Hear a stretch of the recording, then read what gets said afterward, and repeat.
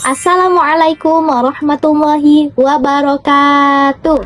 Pernahkah kalian berpikir dari mana dana yang digunakan sekolah untuk membayar gaji guru, menyediakan fasilitas belajar, membeli perlengkapan pembelajaran, hingga menjalankan berbagai program pendidikan? Semua kegiatan tersebut tentu membutuhkan biaya yang tidak sedikit. Namun, keberhasilan pendidikan bukan hanya ditentukan oleh banyaknya dana yang dimiliki, melainkan juga bagaimana dana tersebut dikelola dengan baik dan bertanggung jawab.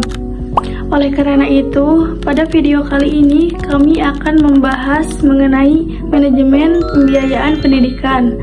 Sebelumnya, perkenalkan anggota kelompok kami. Saya Siti Nursyahida. Saya Andini Munjalia.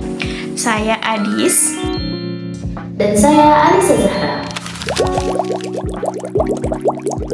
Teman-teman, manajemen pembiayaan pendidikan merupakan seluruh kegiatan yang berkaitan dengan perencanaan, pengorganisasian, pelaksanaan, pengawasan, hingga pertanggungjawaban penggunaan dana pendidikan. Manajemen pembiayaan sangat penting karena setiap program pendidikan memerlukan dukungan dana agar program tersebut dapat berjalan secara optimal. Tanpa pengelolaan penggunaan dana secara baik, maka program pendidikan tersebut akan sulit untuk dilaksanakan secara optimal. Teman-teman, dalam prakteknya, manajemen pembiayaan pendidikan mencakup 3 kegiatan utama. Pertama, yaitu budgeting atau penyusunan anggaran. Yang kedua, ada accounting atau pembukuan. Dan ketiga, ada auditing atau pemeriksaan. Selain itu, terdapat 3 dimensi utama dalam pengelolaan pembiayaan pendidikan.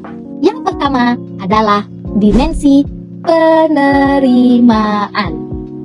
Itu berbagai sumber dana yang diperoleh sekolah, baik dari pemerintah atau dari masyarakat, maupun dari sumber lain yang sah. Yang kedua adalah dimensi pengeluaran, yaitu penggunaan dana untuk berbagai kebutuhan pendidikan, seperti pembayaran gaji guru, biaya operasional sekolah, pemeliharaan fasilitas, dan pembangunan sarana pendidikan. Oke teman-teman, pembahasan berikutnya akan dilanjutkan oleh rekan saya, Siti. Baik, terima kasih Andin. Nah, dimensi berikutnya adalah dimensi pelaporan. Nah, dimensi ini berkaitan dengan penyusunan laporan keuangan sebagai bentuk pertanggungjawaban atas penggunaan dana yang telah diterima dan digunakan oleh sekolah. Melalui pelaporan yang baik, sekolah dapat menunjukkan transparansi dan akuntabilitas kepada pemerintah, masyarakat, maupun orang tua peserta didik. Nah, dengan demikian, penggunaan dana menjadi lebih jelas dan dapat dipertanggungjawabkan. Selanjutnya, pembiayaan pendidikan merupakan seluruh pengeluaran yang digunakan untuk mendukung penyelenggaraan pendidikan. Nah, pembiayaan pendidikan ini tidak hanya digunakan untuk kebutuhan operasional sekolah, tapi juga berperan dalam meningkatkan mutu pendidikan dan pemerataan akses pendidikan. Berdasarkan Peraturan Pemerintah Nomor 48 Tahun 2008, biaya pendidikan terdiri atas beberapa jenis, yaitu biaya satuan pendidikan, biaya penyelenggaraan dan pengelolaan pendidikan, biaya pribadi peserta didik, biaya personalia, dan biaya non-personalia. biaya personalia biasanya digunakan untuk membayar gaji guru dan tenaga kependidikan. Nah, sedangkan biaya non-personalia tadi digunakan untuk kebutuhan operasional seperti air, listrik, internet, pemeliharaan fasilitas, dan kebutuhan lainnya. Dengan pengelolaan yang tepat, seluruh biaya tersebut dapat dimanfaatkan secara optimal untuk mendukung proses pendidikan. Selanjutnya, materi akan dijelaskan oleh Adis. Terima kasih Siti. Pengelolaan keuangan sekolah merupakan proses yang sangat penting dalam penyelenggaraan pendidikan. Pengelolaan ini meliputi perencanaan, pelaksanaan, pengawasan, dan pertanggungjawaban penggunaan dana sekolah. Tujuan pengelolaan keuangan sekolah antara lain meningkatkan efektivitas penggunaan dana, meningkatkan efisiensi anggaran, menjamin ketersediaan dana untuk berbagai kegiatan sekolah, serta mencegah terjadinya penyalahgunaan anggaran. Pembiayaan pendidikan memiliki beberapa karakteristik.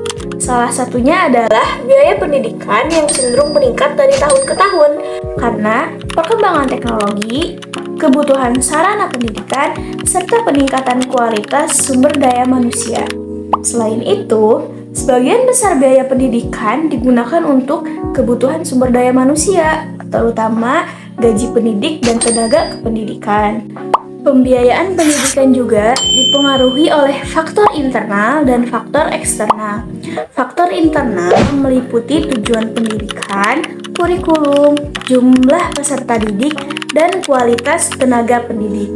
Sedangkan faktor eksternal meliputi kebijakan pemerintah, kondisi ekonomi, tingkat inflasi, perkembangan teknologi, dan tuntunan masyarakat terhadap mutu pendidikan. Oleh karena itu, pengelolaan keuangan yang baik menjadi salah satu kunci keberhasilan lembaga pendidikan dalam mencapai tujuan yang telah ditetapkan. Untuk pembahasan terakhir akan disampaikan oleh Saudari Zahra. Terima kasih Adis. Pembahasan selanjutnya mengenai pengelolaan keuangan sekolah. Di dalam pengelolaan keuangan sekolah terdapat beberapa prinsip yang harus diterapkan, yaitu prinsip keadilan, efisiensi, transparansi, akuntabilitas publik, serta efektivitas. Prinsip-prinsip tersebut sangat penting agar dana pendidikan dapat digunakan secara tepat sasaran dan memberikan manfaat yang maksimal bagi seluruh warga sekolah. Selain prinsip-prinsip tersebut, pengelolaan keuangan sekolah juga meliputi budgeting atau penyusunan anggaran, lalu pembukuan atau accounting, serta pemeriksaan atau auditing.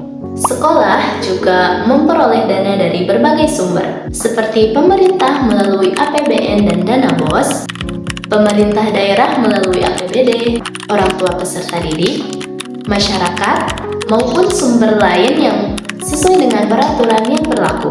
Untuk mengelola seluruh sumber dana tersebut, sekolah menyusun dokumen yang disebut RAPBS atau Rencana Anggaran Pendapatan dan Belanja Sekolah. RAPBS ini berisikan tentang penerimaan dan pengeluaran dana sekolah selama 1 tahun anggaran. Dokumen ini berfungsi sebagai pedoman untuk pengelolaan keuangan sekolah agar penggunaan dana sekolah dapat digunakan secara terarah, efisien, efektif, dan dapat dipertanggungjawabkan. Sebagai penutup, dapat kita pahami bersama bahwa manajemen pembiayaan pendidikan bukan hanya tentang memperoleh dana, tetapi juga tentang bagaimana dana tersebut direncanakan, digunakan, diawasi, dan dipertanggungjawabkan dengan baik. Melalui pengelolaan keuangan yang efektif, efisien, transparan, dan akuntabel, sekolah dapat meningkatkan kualitas layanan pendidikan serta mendukung tercapainya tujuan pendidikan nasional. Demikian pemaparan dari kelompok kami mengenai manajemen pembiayaan pendidikan. Terima kasih atas perhatian yang telah diberikan. Wassalamualaikum warahmatullahi wabarakatuh.